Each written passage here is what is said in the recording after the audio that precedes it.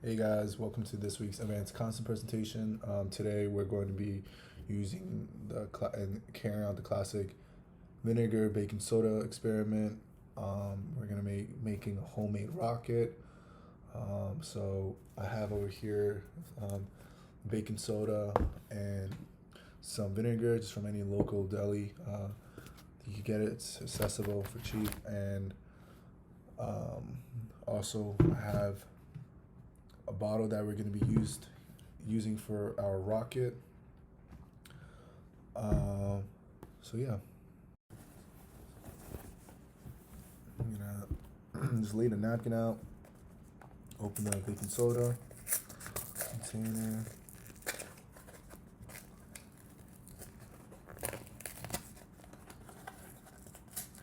Okay, I'm just gonna pour a good chunk of it in here.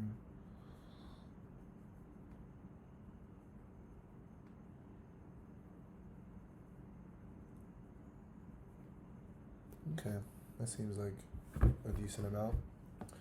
And yeah, we're just gonna.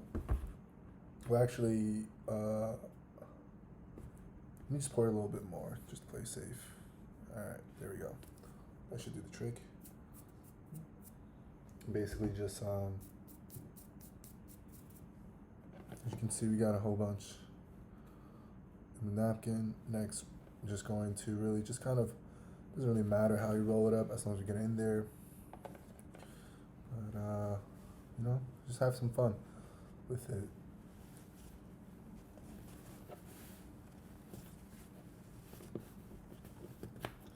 And I don't want any to get out from the edges, so to be practical, I'm just going to really just wrap it like a burrito, and it's packed with some baking soda right there. So yeah, next is just the fun part. We're gonna basically the setup is, yeah, like I said, I don't really have uh, pencils, but that's just really for the design of it. Doesn't really take away from what's going on in the reaction. The main the focal point is the reaction formed from the the baking soda and the vinegar, which I'll be breaking down conceptually after. But really, a summation of this experiment. I'm just going to be. I can't show you guys right now because I gotta take it to the bathroom. But yeah, once I basically take the baking soda that I wrapped up, whatever you want to call it, pack. I'm just gonna put it inside here and give it a little shake. Um, I was thinking about. I was watching the experiments, the videos. Everyone used a cork, probably because I don't really know if this having a cap on here will let it launch up like that. But so yeah, I'm gonna improvise. I'm just gonna make a little small cork for it. Put it in, give it a little shake, and once I put the baking soda in, give it a little shake, invert it, and just let the magic happen from there. Yeah, so I'm back. Unfortunately, I don't know why, but obviously I couldn't record it on my laptop. Couldn't bring it to the bathroom. Risk getting wet. I was on my phone, and I don't know. With the iMovie, it wasn't letting me upload. The file was too large. But back from the experiment, and I wish I could show you the footage, but yeah, basically I just made a huge mess in the bathroom, and what I saw, just breaking down my observations, what I saw was the second I just like shook it a little bit. I didn't really shake too hard because I didn't want the. I put a lot of vinegar and a lot of baking soda in this big bottle. I didn't want my parents to kill me, so I just gave it a little shake, and then once I inverted it, it took like a few seconds, and yeah, the bottle just flew right up in my seat.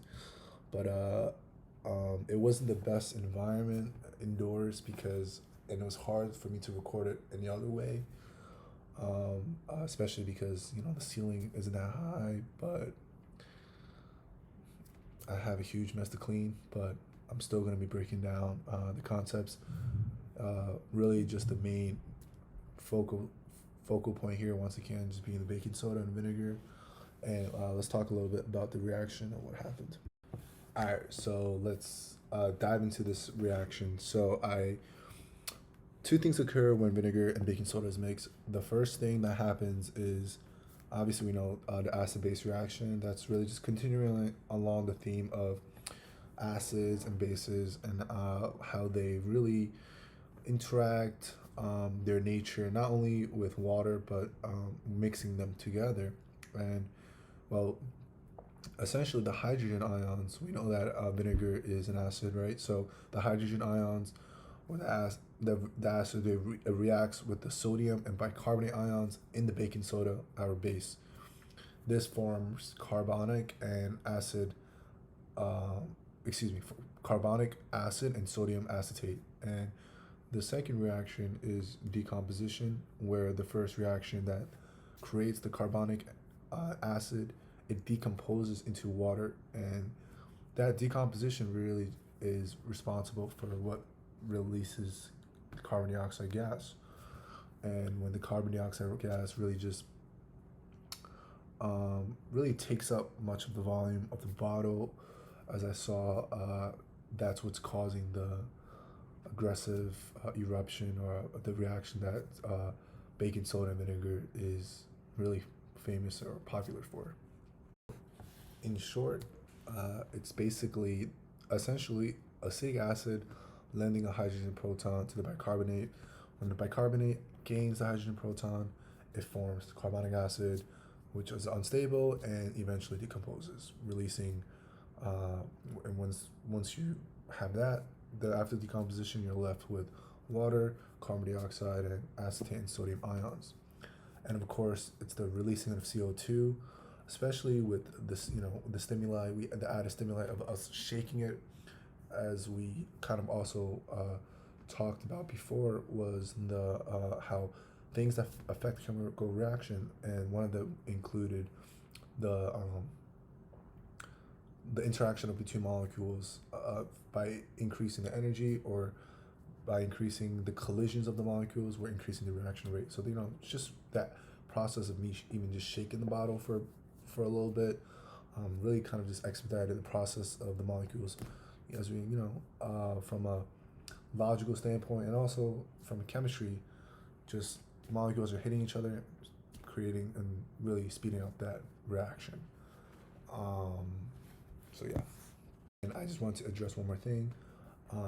Something that is very central to this: when an acid and a base they are added together, we know that, as I mentioned, they react to form water and salt. And this process of this mixture between that we just did for this experiment, where really it's called neutralization. And from the lab earlier on Friday, we saw how, or we learned and wrote and responded how the OH minus reacting with the H plus, it's basically taking away from the free floating H plus ions and essentially neutralizing the solution.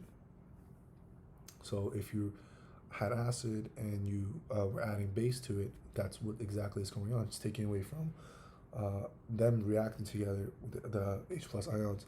It's taking away from or reducing the free floating H plus ions in the solution, and that's what we know as neutralization.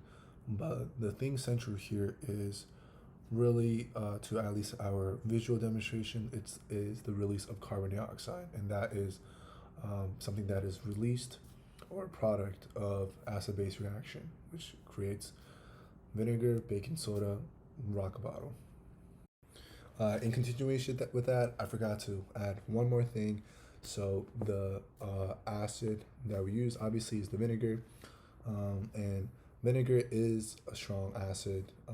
The pH level of of vinegar is about, ranges from 2 to 3, and the vinegar we used is uh, a weak base. So essentially, if to put in layman's terms, we are mixing a strong acid and a weak base. And basically, if a strong acid is mixed with a weak base, the resulting solution would be slightly acidic as a general concept. But thanks for tuning in. I had fun carrying out this experiment. I really wish I had like an environment to show you the actual explosion itself, but I'm glad I could still show you guys the steps it took for me to do the experiment, and like every experiment, consistency and repetition is key. Trying to minimize any variables, that is key to any scientific experiment. So, thanks for watching, and yeah, we just with household items like vinegar and baking soda, we were able to create a cool explosion.